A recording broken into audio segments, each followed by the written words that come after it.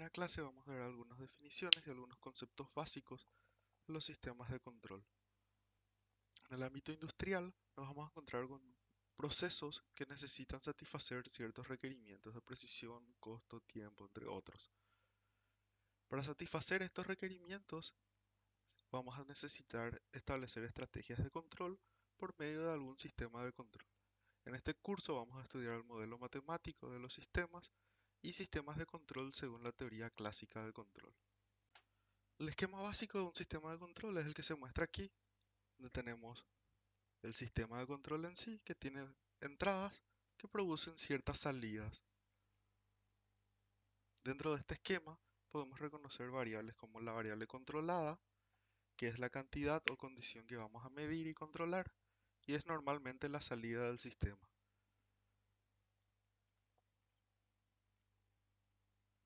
Luego tenemos la variable manipulada, que es la cantidad que el controlador va a modificar para afectar el valor de nuestra variable controlada. Hay que tener en cuenta que no necesariamente es la entrada del sistema. Por ejemplo, en un vehículo podríamos tener como salida la velocidad del vehículo. Como entrada estaríamos teniendo el desplazamiento del pedal del acelerador. En este caso, la variable controlada es la velocidad del vehículo, la entrada es el desplazamiento del acelerador y por último, la variable manipulada vendría a ser las revoluciones por minuto del motor. Al hablar de controlar, nos vamos a referir a medir la variable controlada y modificarla por medio de la variable manipulada. Por último, cuando estamos controlando algo, nosotros tenemos un objetivo que cumplir y a ese objetivo le vamos a estar llamando señal de referencia. A los objetos físicos que vamos a controlar les estaremos llamando planta o sistema, y a las señales externas o internas que tienden a afectar negativamente el funcionamiento de un sistema de control le vamos a denominar perturbaciones. Los sistemas de control que estaremos estudiando son sistemas lineales, invariantes en el tiempo, LTI por sus siglas en inglés, son causales, de tiempo continuo, tienen una entrada y una sola salida. Además de estas restricciones que estaremos aplicando a los sistemas con los que trabajaremos, podemos clasificarlos de la siguiente forma. Primeramente, según su acción de control, pueden ser controles on-off, o sea que la entrada solo puede adquirir dos posibles valores, que es el de encendido o apagado. Luego tenemos los controladores proporcionales, en los que la salida es proporcional a la entrada. Controladores integrales, en los que la salida es la integral de la entrada. Los proporcionales integrales, que son una combinación. Los controladores proporcionales derivativos, en los que la salida es proporcional a la derivada de la entrada. Y finalmente los controladores proporcionales integrales derivativos, o PID, que son una combinación de los tres anteriores. Luego, según el tipo de lazo, pueden ser sistemas de control en lazo abierto, en los que no estamos midiendo la salida, o bien si la medimos, no la realimentamos hacia la entrada. O pueden ser sistemas de control en lazo cerrado, en los que medimos el valor de la salida y realimentamos hacia la entrada. Un sistema de control en lazo abierto tiene la siguiente estructura. Tenemos nuestra señal de referencia, nuestro controlador, la salida de ese bloque vendría a ser nuestra variable manipulada, que pasa por nuestro proceso controlado y finalmente obtenemos la salida. Entonces, en estos sistemas en lazo abierto no se realiza una medición de la variable de salida, o si se realiza, no se utiliza en el controlador.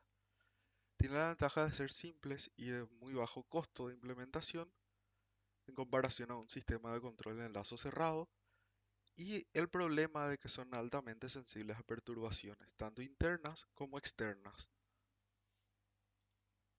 En cambio, en un sistema de control en lazo cerrado, por medio de un transductor, medimos la salida y la realimentamos hacia la entrada.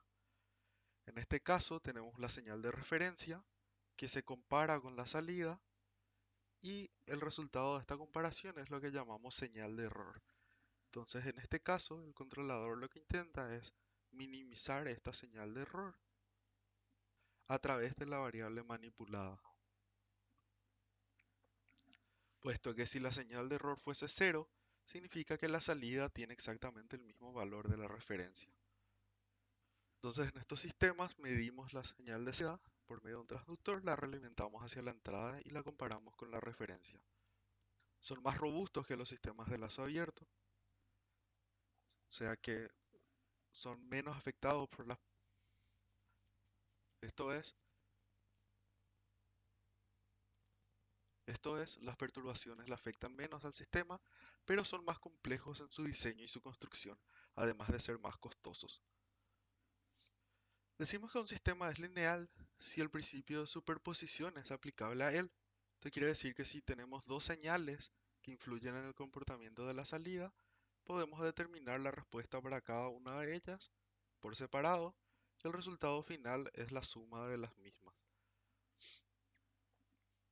Esto quiere decir que si tenemos un sistema con dos entradas x sub 1 y x sub 2 que nos da como salida la señal i, nosotros podríamos ver como dos sistemas separados, uno con entrada x sub 1, otro con entrada x sub 2 y las salidas respectivas i sub 1 e i sub 2.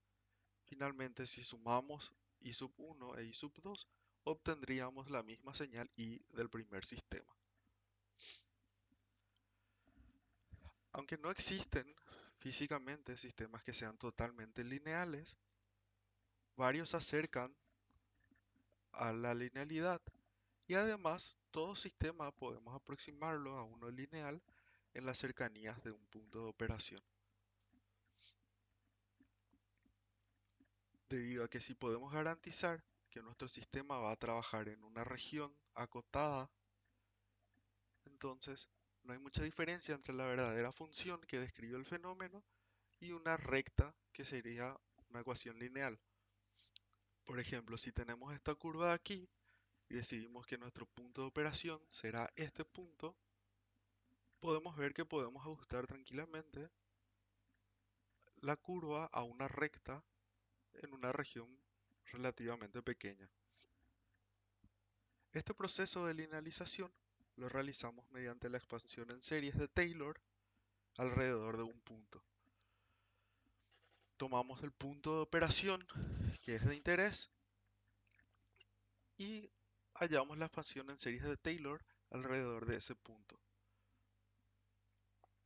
Podemos ver que este término x menos x del punto de operación para variaciones muy pequeñas de x tendrá un valor muy pequeño.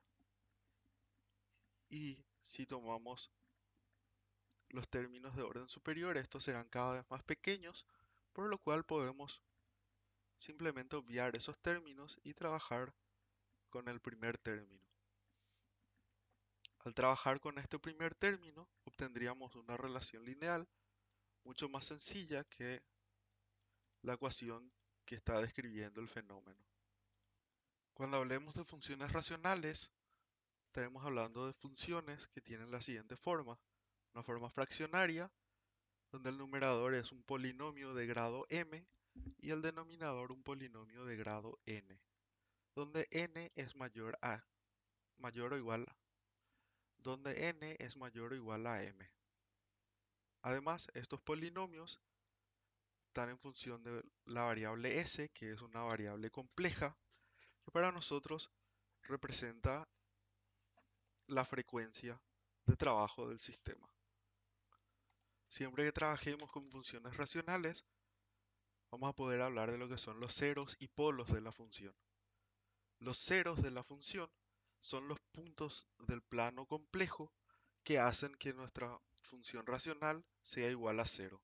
Esto quiere decir que son las raíces del numerador.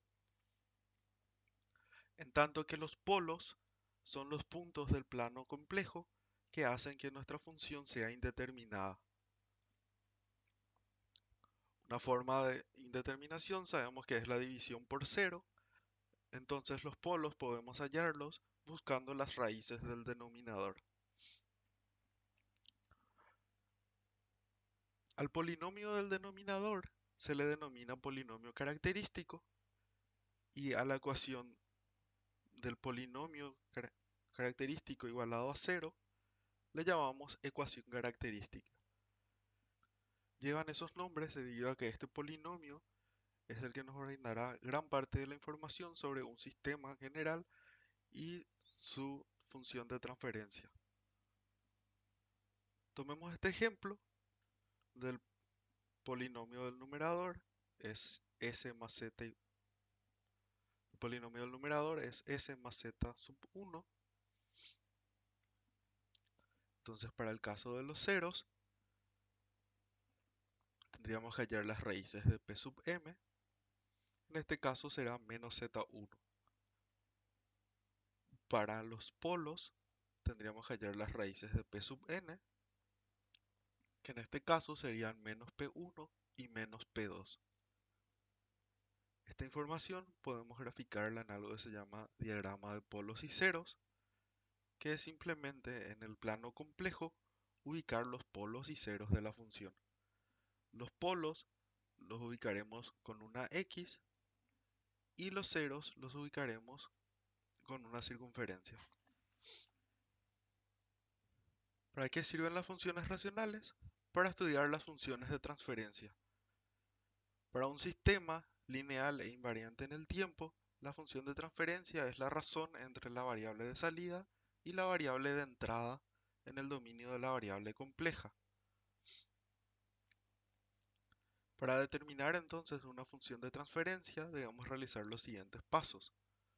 Formular las ecuaciones diferenciales que rigen la dinámica del sistema y aplicar la transformada de Laplace. Entonces, tras encontrar la transformada de Laplace, reordenamos los términos de forma a encontrar la relación entre la salida y la entrada. Estas funciones de transferencia podemos representarlas gráficamente a través de diagramas de bloques, en los que dentro del bloque ponemos la función de transferencia. De un lado tenemos la entrada y del otro lado la salida. La salida siempre va a ser igual a la entrada por nuestra función de transferencia. Esto nos va a permitir representar sistemas complejos utilizando diagramas de bloques. Si tenemos dos bloques en serie, podemos ver que la entrada atraviesa el bloque F, entonces allí tendríamos F por nuestra entrada, luego atraviesa el bloque G, por lo que la salida sería G por F por la entrada. Por tanto, ambos bloques podemos reemplazarlos por un solo bloque, cuya función de transferencia será F por G. Si tenemos bloques en paralelo, podemos ver que la salida será F por la entrada más G por la entrada. Tomando factor común, podemos ver que esto es F más G por la entrada, por lo que ambos bloques podemos reducirlos a un solo bloque, cuya función de transferencia será F más G. En el caso de tener bloques con realimentación, podemos llegar a la expresión que reduce nuestro diagrama de bloque, analizando las señales en el diagrama original. Si a la entrada le llamamos X, a la salida Y, a esta señal le llamamos E,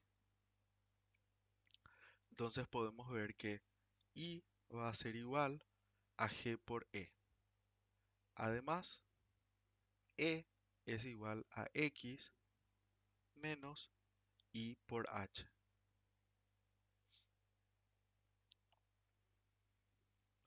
Reemplazando esta segunda ecuación en la primera, podemos ver que Y va a ser igual a G por X menos HI. Y finalmente, reordenando todos los términos, llegamos a esta expresión. La función de transferencia es G sobre 1 más G por H. Con estas relaciones podemos entonces reducir diagramas de bloque complejos a un solo bloque con la función de transferencia que caracteriza todo el sistema. Por último, vamos a ver los efectos que tiene la realimentación en un sistema. En la ganancia vemos que puede disminuir o aumentar la ganancia para distintas frecuencias. Esto podemos verlo en la misma función de transferencia de sistema equivalente, donde tenemos como denominador el término 1 más G por H. Si este término está entre 0 y 1, entonces los valores de la ganancia aumentarán. Y para el caso en el que el término 1 más G por H tenga valor mayor a 1, la ganancia va a disminuir. En cuanto a la estabilidad, podemos ver que la realimentación puede tanto estabilizar un sistema inestable como inestabilizar uno estable. Todo va a depender del lazo de realimentación. ¿En qué consiste esta estabilidad? Consiste en que nuestro sistema tenga una salida finita al tener una entrada finita. ¿En qué caso sucede la inestabilidad? Cuando la salida se hace infinita, o sea que en este caso sería cuando 1 más G por H sea igual a 0. En cuanto a la sensibilidad, vemos que el sistema queda desensibilizado a variaciones de sus parámetros.